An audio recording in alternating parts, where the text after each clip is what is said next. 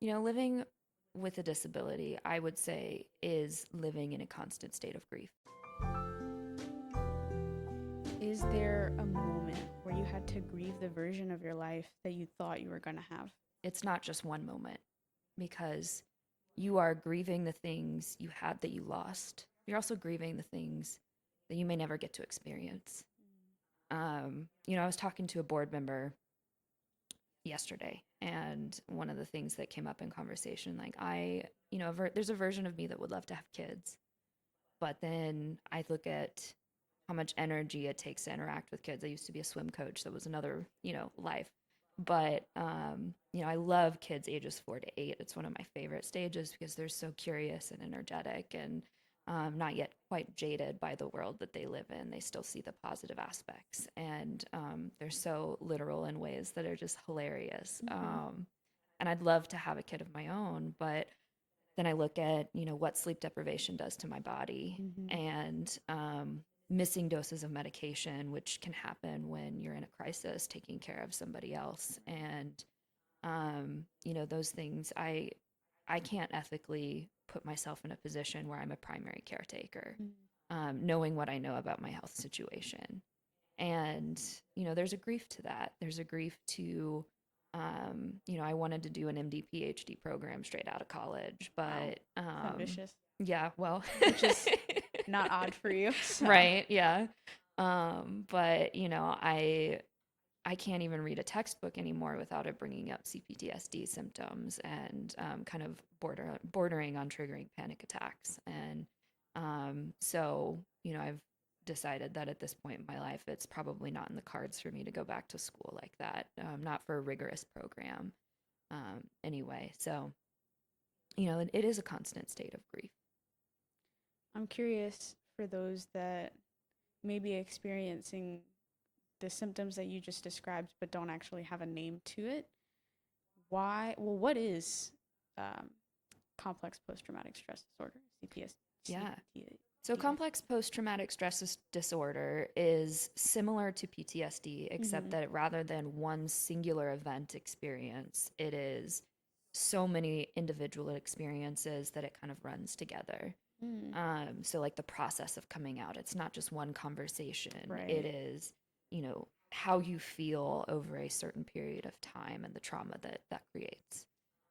So, what it can feel like for me, especially like during the pandemic, for instance, social distancing and that like lack of social interaction, that inability to access community in the same way felt so much like what it felt like to come out of the closet, where people suddenly started to treat me like I was sick, like they couldn't touch me or untouchable on some level. We weren't, people who had previously held my hand and hugged me Mm-hmm. stopped doing that. People who had previously invited me to things stopped doing that. The social feelings around that were very similar to coming out, and that's how kind of complex post traumatic stress disorder manifests. Is these feelings that like you might be able to tie to a specific time frame, but not a specific event. So then how does that translate into you trying to do more rigorous things? Because as you mentioned, for instance, if I'm reading a textbook and that in itself is going to trigger me, how how do those things connect? Um, it's all physical manifestations of these stress processes, right? So, um, the only treatments that I have found that have been helpful have been body based because so much of this lives in your body. Yeah. It's this physical remembering of things that were so terrible for you. So I do a lot of EMDR. I've done psychosomatic massage. I've done internal family systems therapy. The body based ones that force you to feel the things and Mm-hmm. process those emotions are the ones that have been really the most helpful in navigating um, those feelings. As opposed to like CBT, cognitive based therapy, Yes. where you're essentially learning to be aware to the point where you're intellectualizing your feelings. Yes. So I guess one form is better for you, and that's been Yeah, helpful. absolutely. So how, if you were hypothetically to be doing something rigorous and then you were to Hmm. be triggered using the methods that you've learned, how would it help calm you from that increase in cortisol and stress? So I have playlists that I listen to um, that kind of alternate which ear you are hearing sounds from. Mm. That's an EMDR technique of bilateral stimulation because it forces you from one side of your brain to the other.